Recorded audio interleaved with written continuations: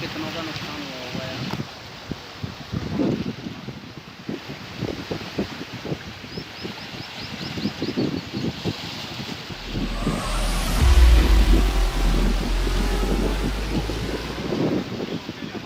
नमस्कार, मैं रवीश कुमार। यमुना आज दिल्ली दर्शन कर रही है और दिल्ली के लोग यमुना का दर्शन कर रहे हैं।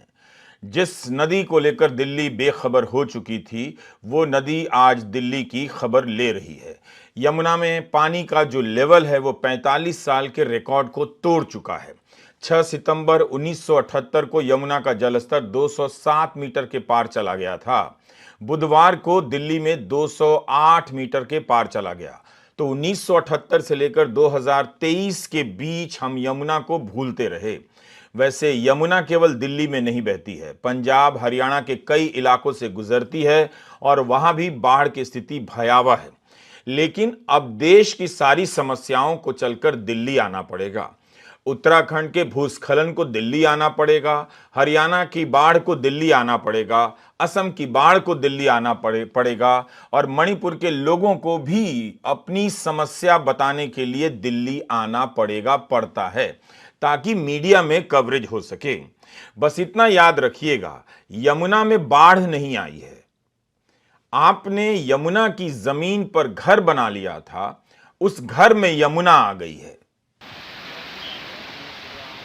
कई साल से दुबली पतली नजर आने वाली यह नदी अपने विस्तार को प्राप्त कर चुकी है, लेकिन दिल्ली के लोगों ने भी जाम में फंसे होने का असीम धीरज विकसित कर लिया है और जाम की तस्वीरों को ही बड़ा कर दिया है।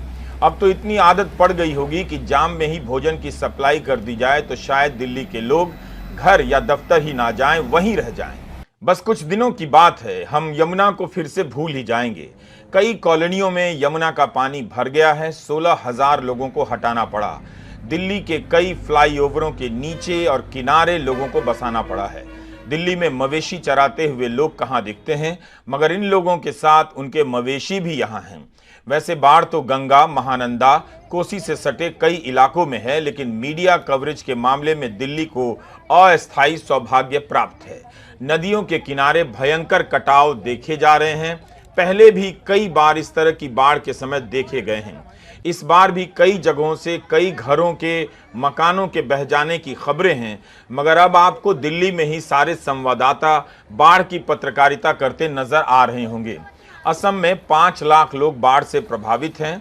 असम के मुख्यमंत्री हेमंत बिस्वा शर्मा अगर राहुल गांधी पर कुछ भी बोल दें तो दिल्ली में उनका कवरेज असम की बाढ़ से ज्यादा हो जाता है। असम में भी भयंकर बाढ़ की चेतावनी जारी की गई है।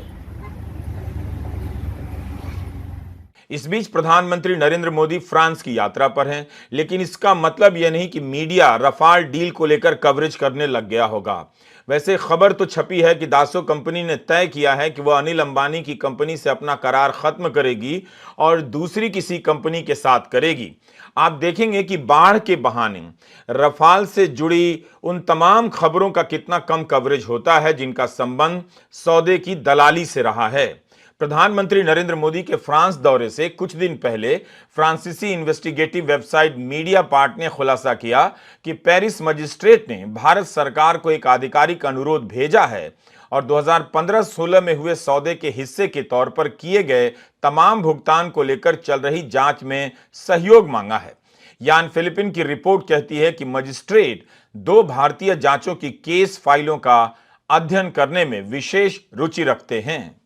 आपको याद होगा कि रफाल डील से उठे सवालों को छिपाने के लिए मीडिया के कवरेज में रफाल विमान की खूबियों के कवरेज की बाढ़ आ गई थी।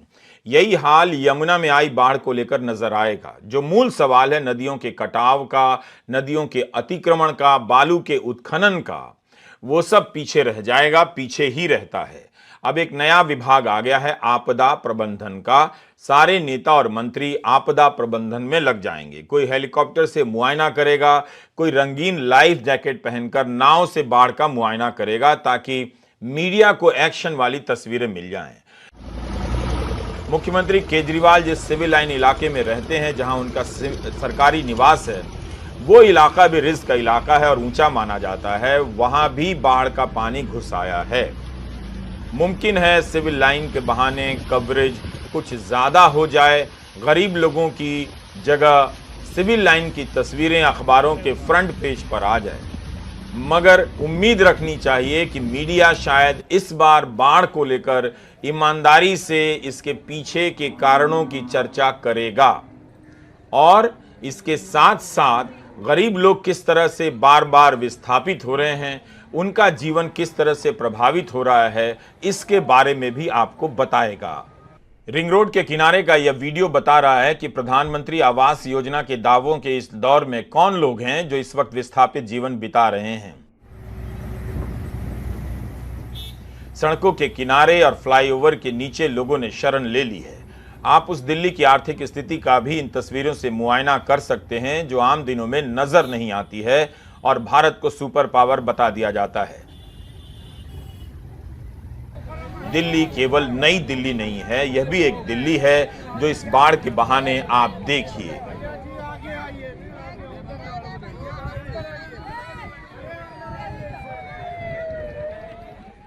हम आपको याद दिला दें कि 2010 और 2013 में भी दिल्ली में बाढ़ आई थी, तब भी यही इलाके प्रभावित हुए थे। आप चाहें तो 21 जून 2013 को छपी भारत लाल सेठ की डाउन टू अर्थ की रिपोर्ट को फिर से पढ़ सकते हैं। तब भी यही हाल था। यमुना में पानी का लेवल 207.32 मीटर हो गया। यह 1978 के रिकॉर्ड स्तर से जरा सा ही कम था। 204.83 मीटर खतरे का निशान माना जाता है। यमुना में समय समय पर बाढ़ आती रहती है। यह प्राकृतिक प्रक्रिया है जिसका अब एक नया नाम है आपदा। इस रिपोर्ट में लिखा है कि अगर आप बाढ़ के पुराने रिकॉर्ड देखेंगे तो पता चलता है कि 25, 50 और 100 साल में बाढ़ आती रहती है। कब आएगी हम नहीं कह सकते। डाउन टू अर्थ में जल संसाधन के एक पूर्व सचिव रामास्वामी अय्यर का बयान छपा है। यमुना नदी से जुड़े मुद्दों को बार बार उठाने वाले मनोज मिश्रा का इस रिपोर्ट में बयान छपा है कि कई बार लोग असमय और ज्यादा वर्षा को बाढ़ का कारण बताते हैं, मगर जून के महीने में इतना पानी अप्रत्याशित है। ये 2013 की बात है। इस तरह की बाढ़ जुलाई और अगस्त में भी आ सकती है। मनोज मिश्रा का हाल ही में निधन हो गया। वैसे मनोज मिश्रा ने बताया था कि यमुना में ज्यादातर सितंबर के महीने में बाढ़ आने के रिकॉर्ड हैं। असल में धोखा हम खा रहे हैं। हमें लगता है कि यमुना सूख चुकी है, पतली हो गई है, उसके बचे मैदानों पर हम कुछ भी बना सकते हैं, लेकिन बार बार आने वाली यह बाढ़ बता रही है कि यमुना अपने रास्तों और मैदानों को नहीं भूली है।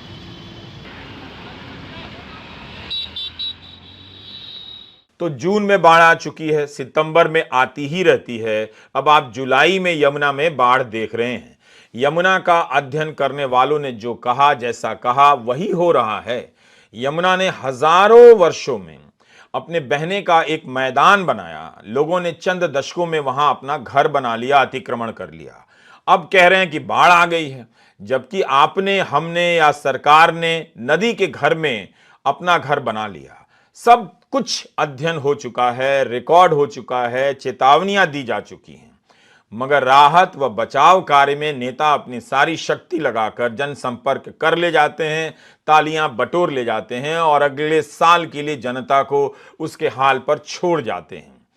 इस राहत व बचाव कार्य ने तमाम जरूरी मुद्दों को पीछे कर दिया है, जबकि यह भी एक जरूरी हिस्सा ही है। निगम बोध घाट में भी पानी भर गया है, उसे भी बंद करना पड़ा।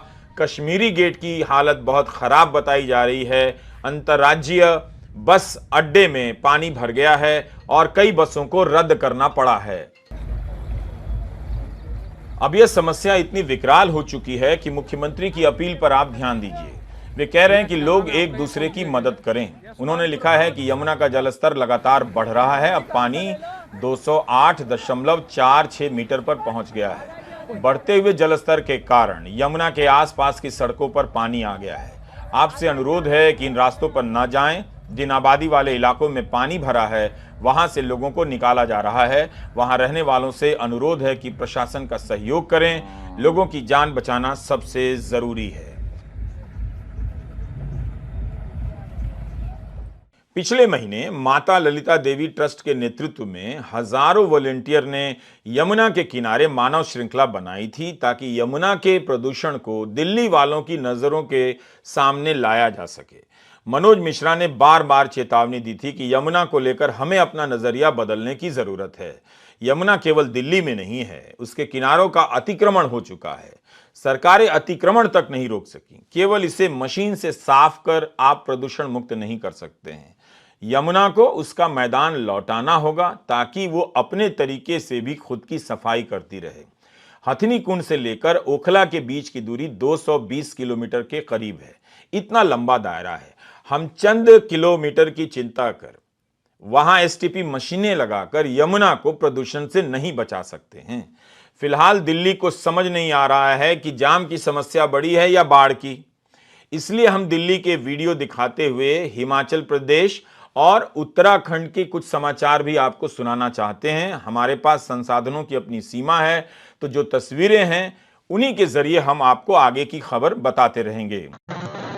मीडिया रिपोर्ट के अनुसार हिमाचल प्रदेश में 4000 करोड़ के इंफ्रास्ट्रक्चर का नुकसान हुआ है। ऐसा ही कुछ उत्तराखंड में भी हुआ होगा। हिमाचल प्रदेश में 3 दिनों के भीतर 31 लोग मर गए। टेलीग्राफ ने तो लिखा है कि वहां मरने वालों की संख्या 80 हो गई है।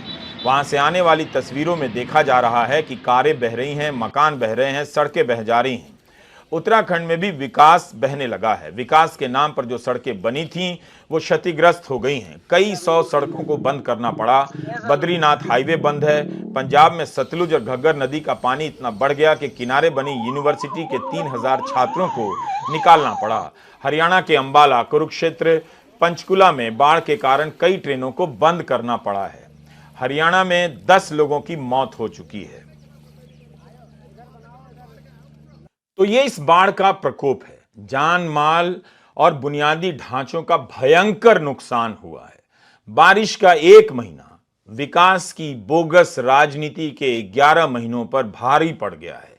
पहाड़ और नदियों के किनारों का अतिक्रमण करते समय सरकार से लेकर जनता तक लापरवाह रहती है।